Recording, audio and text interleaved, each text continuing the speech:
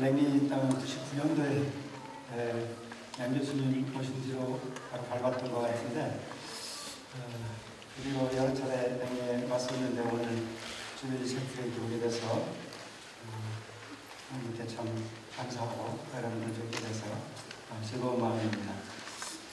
오늘 성탄절 맞이하는 그런 주일이어서 주베리 셰프 오늘 그 말씀이 은혜의 해, 주빌리죠. 주빌리 해에 주님이 오시면서 이사야 말씀을 그대로 인용하시는데, 물론 저주 부분은 인정하면서 뺐지만은 그 말씀을 그냥 읽었고, 오늘 그 말씀을 주님 오실 때의 모습을 한번 이렇게 상기해 보면서 성탄절의 그 본질에 대해서 한 번 더 생각해 보면 어떨까, 이런 생각으로 준비를 했습니다. 그리고 오늘 마침 찬양이 아주 잘 배열이 돼 있어서 순서대로 그거를 찬양 준비하시는 데 감사하고 아주 사력 있게 준비하신 것이 눈에 보였습니다. 이쯤 되면 이제 전부 메리 크리스마스 하고, 옆에 분들한테 한번 메리 크리스마스 한번 하시죠. 메리 크리스마스, 메리 크리스마스. 크리스찬이 아니어도 메리 크리스마스 이렇게 하는 걸 어디서나 볼 수 있는 것 같습니다. 제가 어렸을 때, 저 어렸을 때는 이제 우리나라가 50년대 지나서 이제 60년대 이렇게 가던 그런 시절이었기 때문에 주막이 있었어요. 술집 동네에 이렇게 주막이 있었는데, 거기 보면은 그 배가 복도가 되는 나무로 된 막걸리 통이 주막에 이렇게 여러 개 이렇게 쌓여 있으면서 거기에다가 기쁘다 구주 오셨네 하고 글씨를 써서 붙여놨었어요. 저기 그 주님하고 이 주님하고 헷갈리게. 근데 가만히 보니까 영어로 스피릿이라고 그러죠. 네, 술을. 그래서 이게 동서양이 이렇게 통하는 바가 있나, 아니면 예수를 믿으면 취하는 것인가, 성경에 있는 대로 그런 생각이 드는데, 어쨌든 이 상수를 발휘하기 위해서 이 성탄절을 축하하는 그런 메시지를 술통에도 이렇게 써는 걸 봤었어요. 성탄절 그러면은 제가 크리스마스 카드하고 한번 쳐서 그림을 봤어요. 그랬더니 예수님, 아기 예수, 우리 어려서 크리스마스 카드에 그려졌던 그런 걸 볼 수가 없었어요. 그래서 크리스마스 카드면 되게 이런 게 나와요. 이것도 이제 그 올드 트래디셔널 크리스마스 카드 이렇게 쳐도 그 어린아이, 아기가 태어난 그런, 그래서 뭐 양들이 와서 있고 또 어떤 동물들이 와서 있고 한 그런 것이 나오지를 않아요. 한 번 더요. 계속 안 되나요, 이게? 예.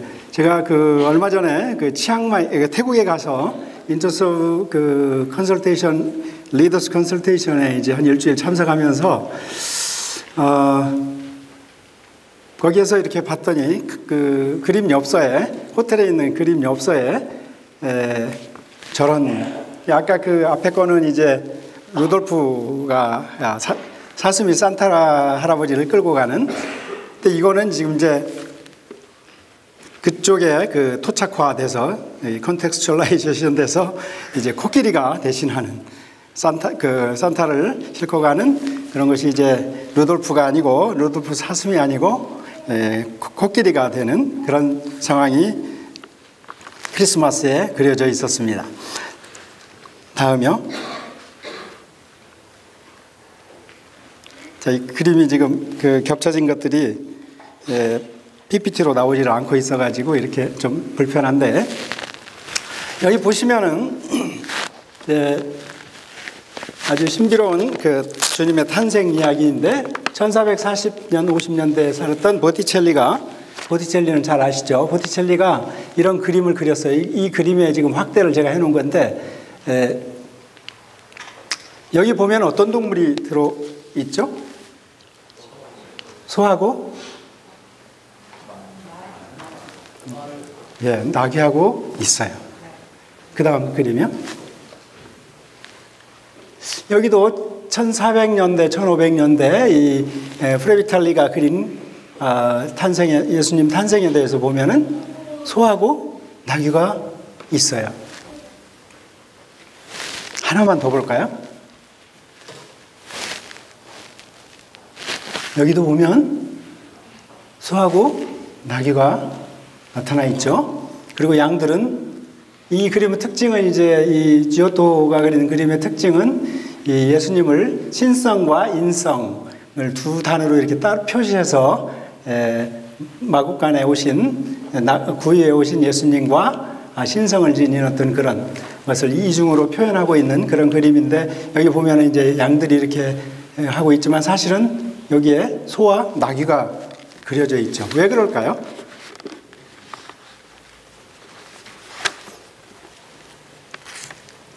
다음 눌러주시죠. 이사야 1장 이사야가 한탄을 하면서 하늘이여 들으라 땅이여 귀를 기울이라 여호와께서 말씀하시기를 내가 자식을 양육하였거늘 여호와께서 내가 자식을 양육하였거늘 그들이 나를 거역하였도다. 소는 그 임자를 알고 나귀는 그 주인의 구유를 알건만은 이스라엘은 알지 못하고 나의 백성은 깨닫지 못하는도다. 옛날에 그 화가들은 저 말씀들을 다 기억하고 저런 그림들을 그렸어요. 근데 지금 와가지고 이제 성탄절이 됐는데 산타가 등장을 하고 예수님 대신에 또 루돌프 사슴, 코가 빨간, 그리고 코끼리가 등장을 하는 그런 어떤 변화가 많이 와 있는 거죠. 그래서 이럴 때일수록 우리가 크리스찬으로서 우리 성탄절의 본질이 뭔지 이걸 한번 생각해 보는 건 매우 중요한 일인 것 같아요. 세상 사람들이야 성탄절에 해피 헐리데이로 지내든 어쨌든 상관없이 우리 크리스찬들은 정말 뭐 때문에 우리가 기뻐해야 하는가 이것을 아는 게 중요할 것 같다는 생각을 해봅니다. 성경을 오해하는 중요한 이유 중에 하나가 어떻게 보면 그 옛날의 컨텍스트 그때 어떤 상황에서 그 말씀이 주어졌는지 이런 걸 생각하지 않고 그냥 오늘날 우리 문화에 그대로 대입해서 문자적으로 읽기 때문에 오는 그런 것일 수도 있을 겁니다. 그래서 우리가 오늘 이제 첫 번 성탄절로 한번 되돌아가 보는 그런 시도를 한번 해보려고 합니다. 이 첫 번 성탄절에 저희 주일학교 다닐 때 연극을 크리스마스 때마다 했던 것 같아요. 저는 그 실력을 인정받지 못해서 한 번도 거기에 출연진으로 들어가지를 못했는데 항상 부러움으로 이제 그 관객석에 앉아서 우리 친구들이나 우리 그 주일학교 친구들이 하는 그런 연극을 구경하곤 했습니다. 그래서 이제 오늘 한번 그 등장 인물들을 한번 리뷰를 한번 해보려고 합니다. 첫 번 등장인물은 요셉인데,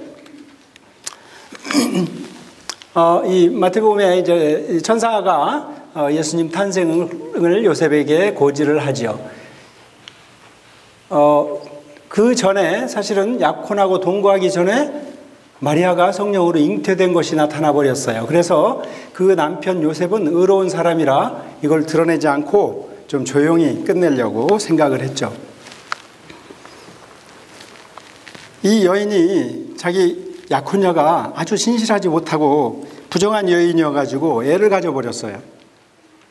그래서 그러나 그다음 이 신명기 말씀에 가면 잘못하면은 죽게 생길 그런 상황이에요. 돌에 맞아 죽을 수도 있어요. 동네에 알려지면은 적어도 굉장히 불명예스러운. 그래서 이 요셉이 굉장히 의로운 사람이라고 한 거는 그 마리아를 그렇게 되지 않게 하기 위해서 조용히 끊으려고 했다는 거죠. 이 요셉의 상황을 생각을 해보면 굉장히 스트레스풀하고 긴장되고 또 배신감이 있고 한 그런 가운데 아주 불행한 그런 시간들이었을 거라고 생각을 할 수 있을 거예요. 그러지 않았을까요? 그때 이제 천사가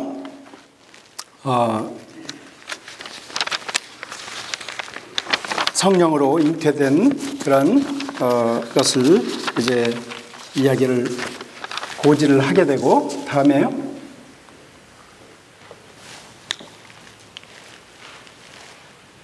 여기에 성경에서 강조하는 그런 구약에서부터 내려오는 다윗의 자손이라는 것, 요셉이 다윗의 자손 요셉아, 내 안에 데려오기를 무서워하지 말라. 잉태된 자는 성령으로 된 것이라.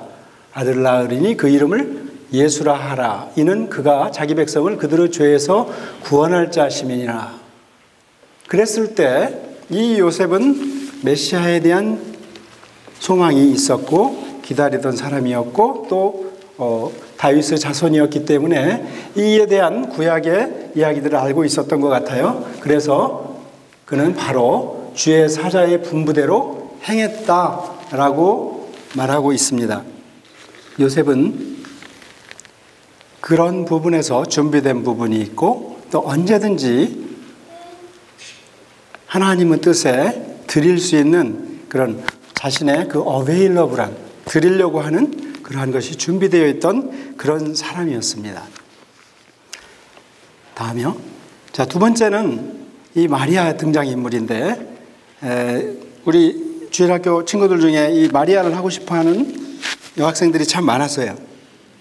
근데 이보다도 더 하고 싶은 것이 물론 있었겠지만 마리아도 꽤 하고 싶었던 그런 배역 중에 하나였는데, 그런데 우리가 생각하는 것처럼 마리아도 굉장히 지금 행복한 그런 연기를 할 수 있는 그런 건 아니라는 거죠. 마리아는 아이를 가졌기 때문에 그 고지를 듣게 되고 그 말을 듣고 마리아가 그랬구나 하고 바로 받아들인 게 아니라 굉장히 놀랐죠. 이런 인사가 도대체 어찌민가.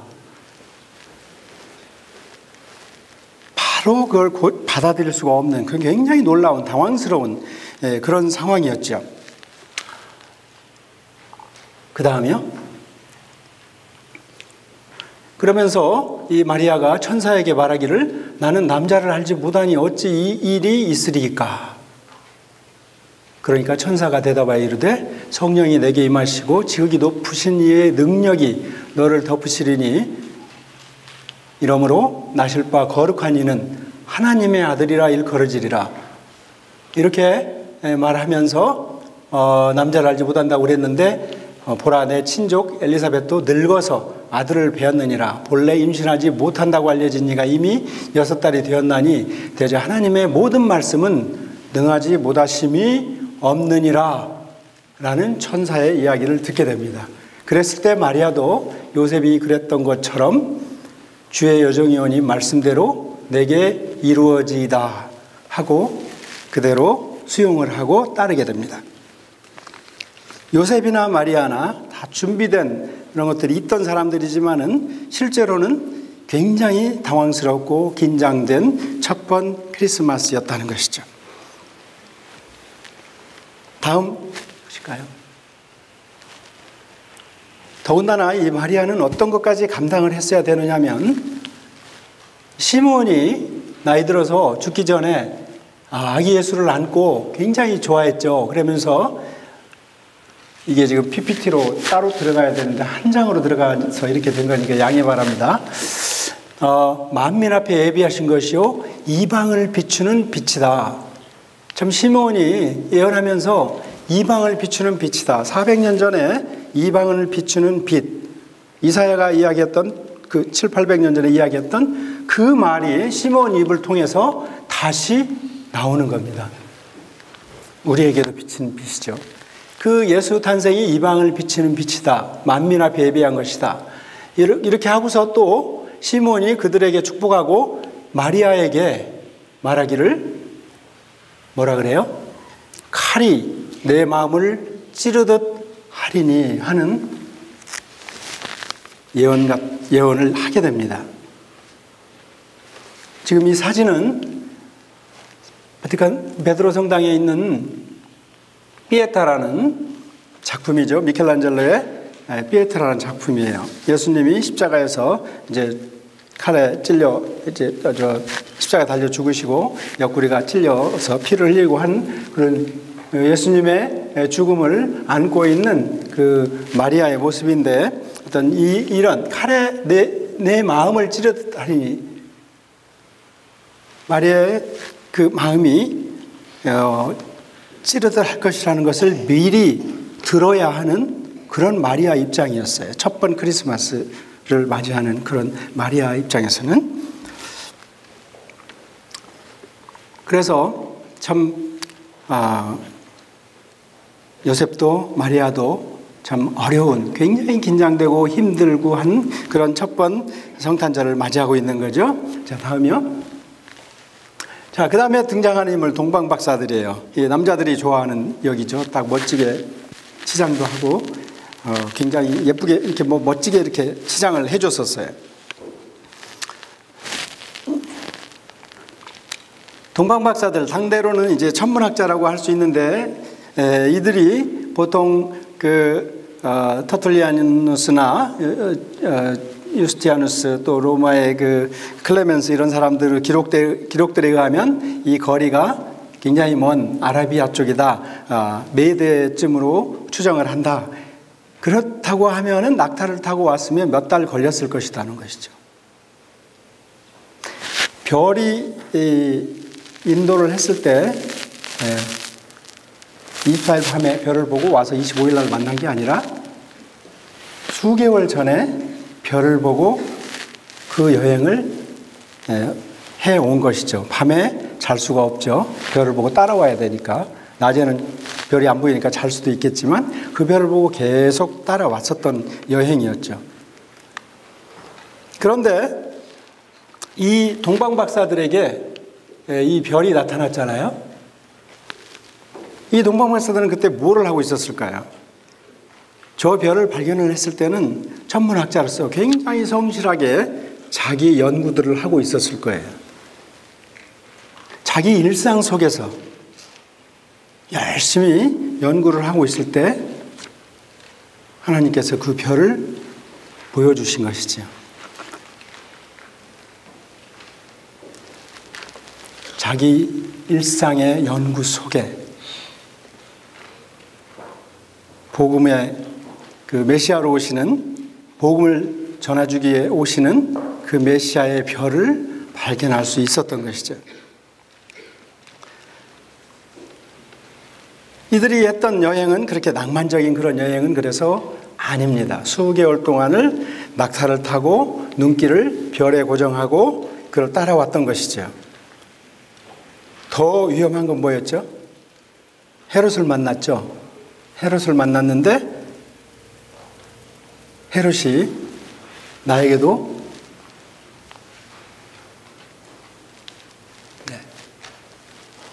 그리스도가 어디서 나겠느냐 그러니까 내 백성 이스라엘 목자가 되리라 하는 그런 왕이 온다고 그러니까 헤롯이 나 말고 또 왕이 온단 말이야. 그랬죠. 그래서 이 동방박사들에게 요청을 하죠. 어디에 그 아기 예수가 났는지를 나한테 알려줘라. 그러면 나도 가서 경배하겠다라고 거짓말을 하고 이제 죽일 생각을 한 거죠. 정적을 해치려고 한 거죠.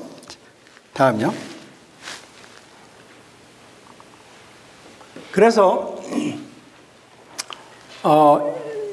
헤롯이 이제 박사들 불러서 그렇게 요청을 했는데 아무튼 그렇게 하기로 하고 와서 그 별이 문득 앞서 인도하여 가다가 아기 있는 곳 위에 머물러 서는지라 그들이 별을 보고 매우 크게 기뻐하고 기뻐하더라. 매우 크게 기뻐하고 기뻐하더라. 이런 표현들을 보면 이분들이 메시아를 그렇게 기다리고 있었던, 고대하고 있었던 그런 마음들이었던 것 같아요. 그래서 이제 이 황금과 요향과 몰약을 예물로 드렸어요. 드리고 나서 또 꿈에 헤로데게로 돌아가지 말라 지시하심을 받아서 다른 길로 고국에 돌아가니라 그랬습니다. 다른 길로 고국에 뭐라고요? 돌아갔다고 그랬어요. 자기 삶의 일상으로 다시 돌아가는 거예요. 메시아를 만나고 나서.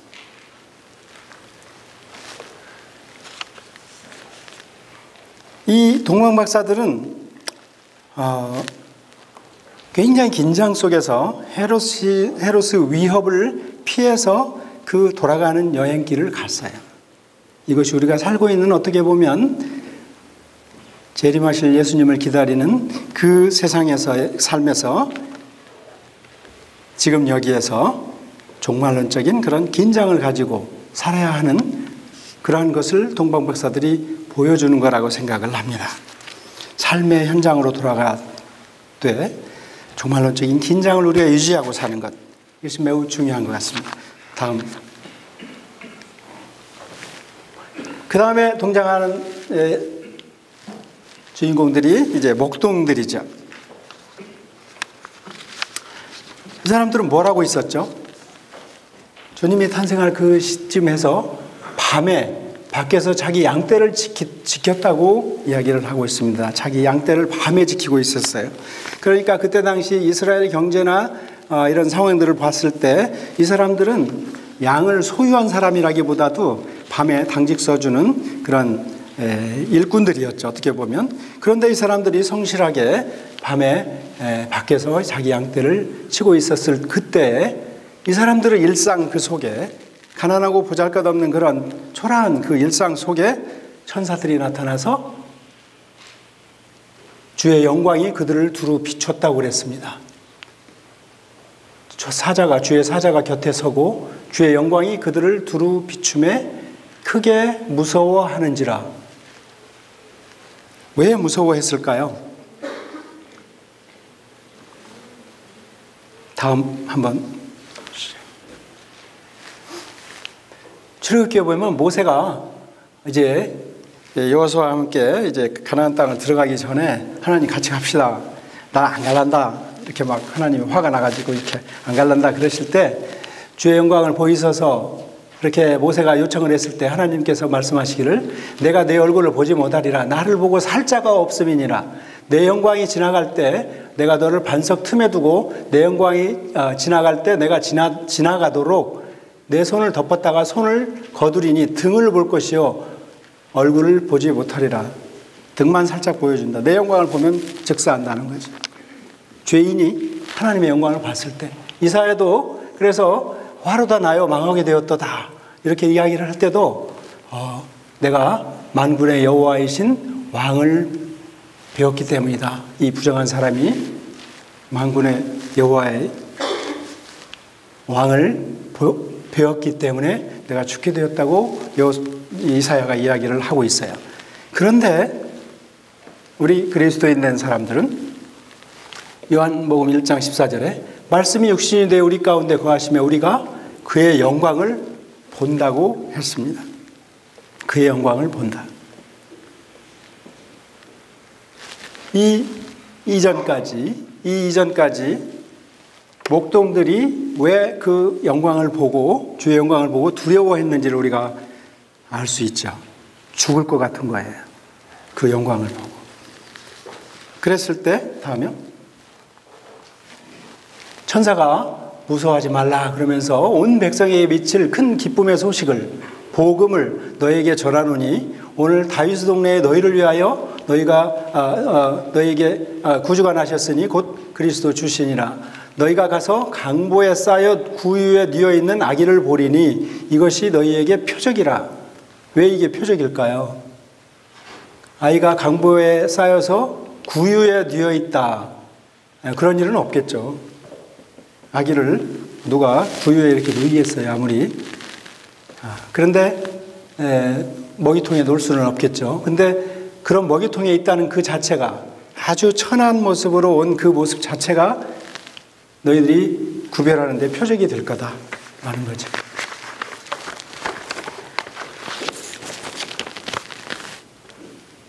그러면서 그때 호련히 수많은 천군이 그 천사들과 함께 하나님을 찬송하며 이르되 지극히 높은 곳에서는 하나님께 영광이요 땅에서는 하나님이 기뻐하신 사람들 중에 평화로다.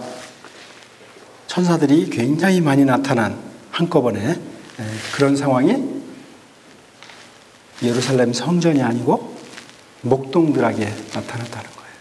밤새면서 당직 근무하고 있는 이 목동들에게, 천한 사람들에게, 제사장도 아니고 레위인도 아니고 굉장히 화려한 헤롯 성전도 아니고 바로 이런 곳에 첫 복음이 이렇게 구체적으로 들려졌다는 것이죠. 다음이요. 네, 다음이요. 그래서 이 천사들이 떠나 하늘 올라가니까 목자가 서로 말하기를 이제 베들레헴으로 가서 주께서 우리에게 알리신 바 이 이루어진 일을 보자. 가서 봤어요. 구유에 누인 아기를 찾아서 보고 천사가 자기들에게 이 아기에 대하여 말한 것을 전하니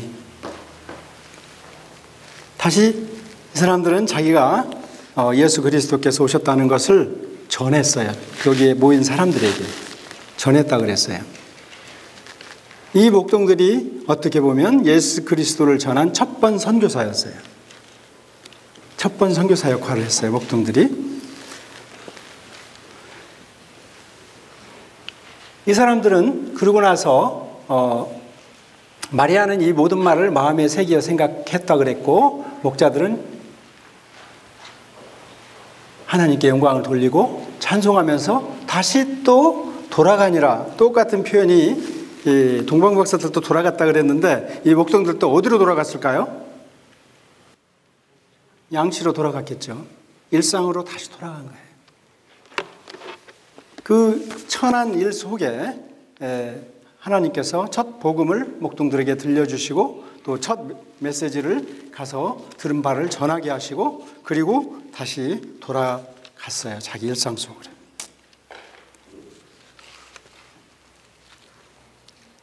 누구에게 주님의 천사가 임했었던가? 방금 이야기한 것처럼 당대 유명한 그런 제사장에게도 아니고 화려한 헤롯 성전에도 아니고 더군다나 작년에인가요? 올해 초였나요? 그 트럼프가 예루살렘을 수도라고 하면서 미국 대사관 이전한다고 하고 그랬죠.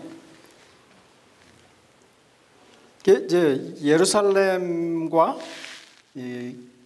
그 문자적인 고착, 그러니까 계시록에 있는 예루살렘 성전과 지금 예루살렘과를 고착해버리는 고정해서 같은 걸로 이해하는 어떤 그런 무리들이 있죠. 그래서 그런 이야기를 했고 그걸 굉장히 마땅하게 생각하는 이제 그룹들이 많이 있어요. 근데 예수님이 오심으로써 예루살렘 성전에 오신 게 아니라 그냥 시골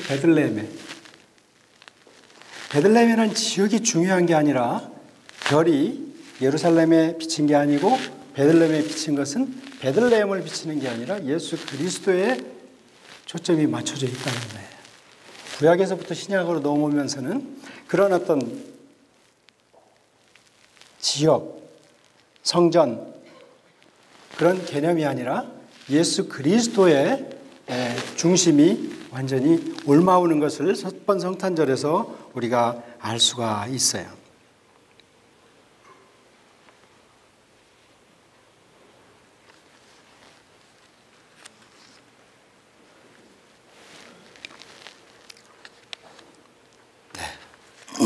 그래서 예루살렘은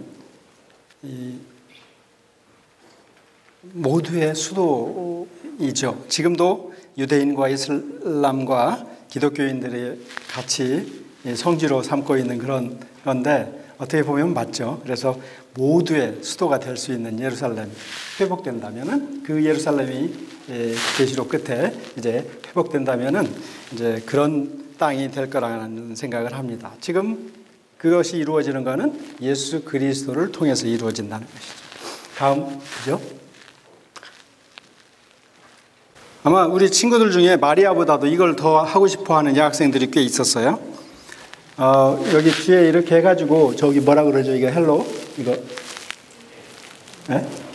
예, 머리에 이렇게 천사들 머리 위에 이렇게 떠 있는 이거, 저거 이렇게 다뤄주면 너무너무 좋아하고 하얀 그 천사 옷을 입고 저 역할을 하기를 많이 좋아했던 것 같아요. 우리 여자친구들이.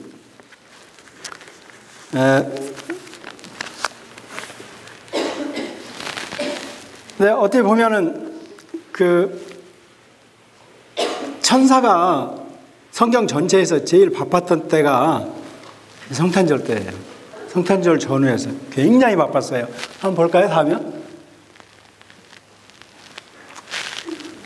자, 요셉에게 3번 나타났어요. 나중에 빨리 애굽으로 도망가라 한 것까지 포함해서 마리아에게도 나타났고 목자들에게 나타났고 목자들에게 많은 천군 천사들이 한꺼번에 나타났어요. 대규모로. 동방박사들에게 나타났고 그래서 헤롯에게 돌아가지 말라. 또 이 앞에는 이제 스가랴에게 요한 탄생고지를 하는 그런 게 또 나타나고 그래서 예수님이 이 땅에 오시기 위해서 가장 많이 천사들이 동원이 됐죠. 그 복음이 이 땅에 들어오기 위해서. 근데 이 아기 예수는 천사들은 이렇게 많이 나타나서 아주 중요한 역할을 해줬는데 다음 아기 예수로 넘어가 보죠. 긴 이야기를 줄이게요. 사실은 아기 예수가 오늘의 연극의 이 주인공이에요. 근데 되게 아기 예수는 누가 하죠? 예? 인형이에요. 아기 예수는 인형이 대신을 했었어요.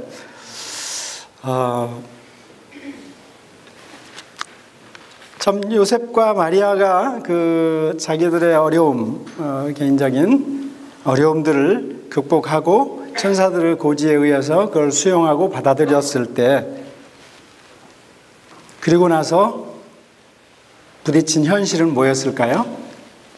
아기 예수를 누일 데도 없는 거예요. 아이를 낳을 방이 없고 그래서 할 수 없이 아이를 낳아서 구유에 누여야 되는 그 부모의 마음, 이것이 현실이었죠.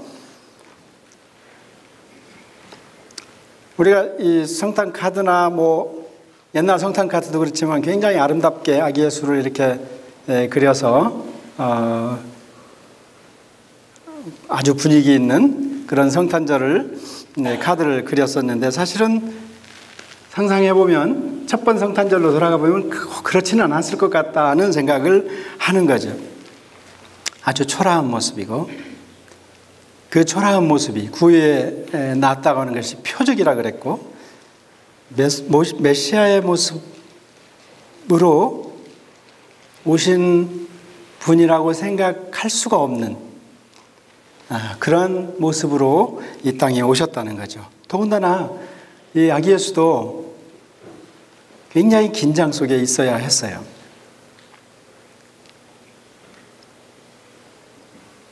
아기 예수가 바로 어디로 갔죠? 난민 생활을 시작하셨죠. 바로 난민이 됐어요. 애굽으로 가셨죠. 구유에 오신 예수.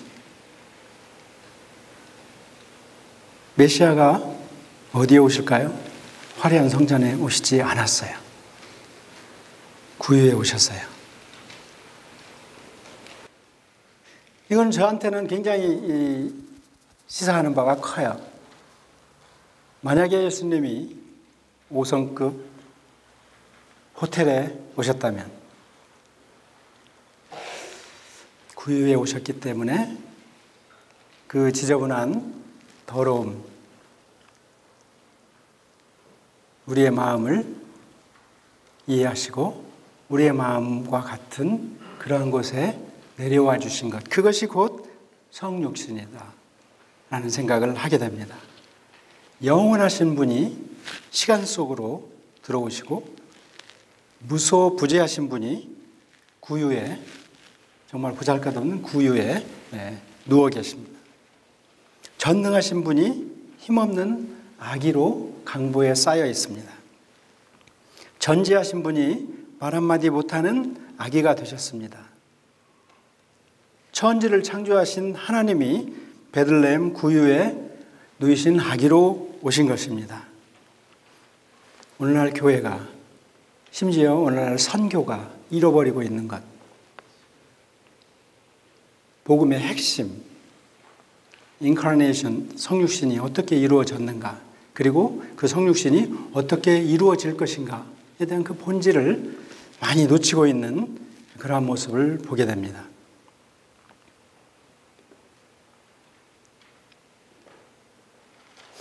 여러분, 까라마조프 형제들 중에 보면 대신문관이라는 5번째 그 이야기가 있어요. 그 이야기를 제가 뭐 너무 길게 하면 복잡해지니까 그냥 러시아 민담 정도로 해서 이야기 드리면, 러시아 민담에 예수님이 재림한다는 소문이 들렸어요. 예수님이 재림을 하셨어요. 그래서 긴급 주교 회의가 소집이 됐어요. 러시아 정교회 소집이 돼서, 자, 이 일을 어떻게 할 거냐. 재림하셨다는데. 그래서 특사를 보내가지고 예수님을 만나서, 예수님 지금 시기가 별로 좋지 않습니다. 다음에 오시죠. 그렇게 정하기로 결정을 했다. 러시아 정교회는 모든 부패와 이제 부를 누리고 이 정치권과 당시에 이 짜르와 이렇게 한통 속이 돼서 가난한 사람들을 쥐어짜는 그런 역할을 했던 그런 교회였죠. 그래서 그거를 이제 까라마조프 형제에서는 굉장히 이제 재밌게, 상당히 그럴싸하게 이렇게 15세기 스페인에 예수님이 처음에 오셔서 일하실 때처럼 그 복장으로 다시 오셔서 누가 봐도 예수님이 재림했다는 걸 알 수 있는 그런 이야기들이 이제 쭉 기록이 되어 있습니다. 그러면서, 자, 우리가 이제 겨우 예수님이 광야에서 거부했던 권위와 돈과 먹을 것, 뭐 이런 것들을 다, 명예와 이런 것들을 거부하셨지만은 우리는 그거를 잘 이렇게 해가지고 겨우 사람들이 원하는 거를 맞춰놨는데, 교회도 다 그렇게 맞춰놨는데 지금 오셔가지고 이걸 헝클어뜨리면 어떻게 합니까?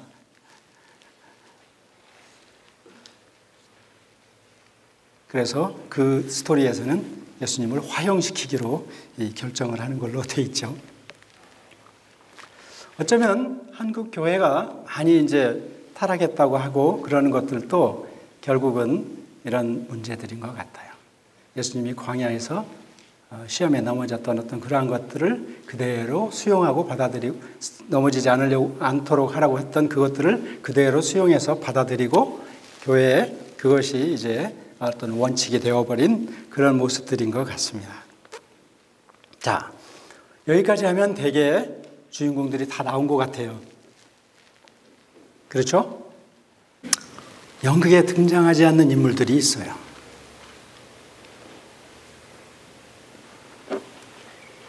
저는 이 이야기를 성탄절에 한 번도 들어본 적이 없어요. 헤롯이 박사들에게 속은 줄 알고 심히 놓아요. 사람들을 보내요. 베들레헴과 그 모든 지경 안에 있는 사내 아이를 박사들에게 자세히 알아본 그때를 기준으로 하여 2살부터 그 아래로 다 죽이니, 이에 선지자 에레미야를 통하여 말씀하신 바, 라마에서 슬퍼하며 크게 통곡하는 소리가 들리니 라헬이 그 자식을 위하여 애고가는 것이라. 그가 자식이 없으므로 위로받기를 거절하였도다. 예수님이 이 땅에 오기 위해서 무고한 어린아이들이, 첫 번 순교자들이 무더기로 이렇게 나와 있어서 성경에 기록이 돼 있어요. 우리는 크리스마스를 맞이하면서 어떻게 우리에게 복음이 들어왔는지를 너무 값싸게 받아들이고 있지 않는가 하는 생각을 하게 됩니다. 이 이야기는 예수님이 이제 애굽으로 들어가셔요. 이 이야기는 구약의 어떤 출애굽, 모세를 통해서 출애굽을 하는 그런 과정. 모세도 어때요? 유대인들을 다 죽이라 그랬죠. 그랬는데 모세 어머니가 죽일 수가 없어서 살린 거예요. 그 모세를 통해서, 그러니까 모세가 나오기 위해서는 많은 이스라엘 어린아이들이 죽었어요. 근데 모세가 성장해서 출애굽을 인도하게 되는 그런 지도자가 됐죠. 왜 그랬는지 예수님도 애굽에 들어가셨어요. 많은 어린이들이 죽었어요. 그리고 다시 예수님은 인류를 구원하는 그 역사를 이루는 구세주가 되시는 것이죠. 다음요.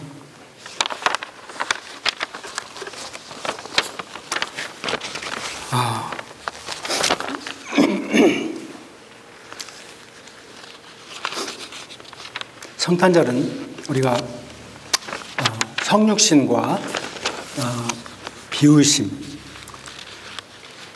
이 두 가지를 생각해 보아야 되는 그런 날인 것 같아요. 그것이 본질인 것 같다는 생각을 하게 됩니다. 디모데전서 3장 16절에 크도다 경건의 비밀이여 그렇지 않다 하는 이 없도다. 그는 육신으로 나타난 바 되시고 영으로 의롭다 하심을 받으시고 천사들에게 보이시고 만국에서 전파되시고 세상에서 믿음 받으시고 영광 가운데서 올려지셨느니라. 이 경건의 비밀이 육신으로 나타난 바, 하나님이 육신으로 나타난 바 됐다는 거고, 요한일서에 보면 하나님의 영을 알지니 곧 예수 그리스도께서 육체로 오신 것을 시인하는 영마다 하나님께 속한 것이요 그렇지 않는 자는 적그리스도라는 말이 뒤따라 나옵니다. 하나님이 육체를 입고 이 땅에 오신 것, 그것이 성탄절입니다. 다음요. 빌립보서 2장 6절에서 8절에 보면 우리가 보통 그 케노시스라고 하는 그 비우심, 낮아짐, 비우심, 비하, 이 말씀이 나와 있죠. 그는 근본 하나님의 본체신데, 예수 그리스도께서 하나님의 본체신데 하나님과 동등됨을 취할 것으로 여기지 아니하시고 오히려 자기를 비워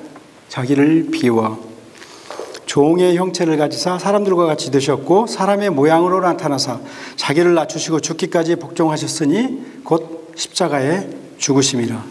성탄절은 십자가의 죽으심을 전제한 것입니다. 마리아에게 아까 시므온이 예언한 것, 어미의 마음을 칼로 찌르는 듯 하리라 하는 것이 십자가의 죽으심을 전제한 그런 예언이죠. 첫 번 성탄절은 인간을 향한 하나님의 사랑의 시작입니다. 공의와 사랑의 하나님은 십자가를 통해서 완성하십니다.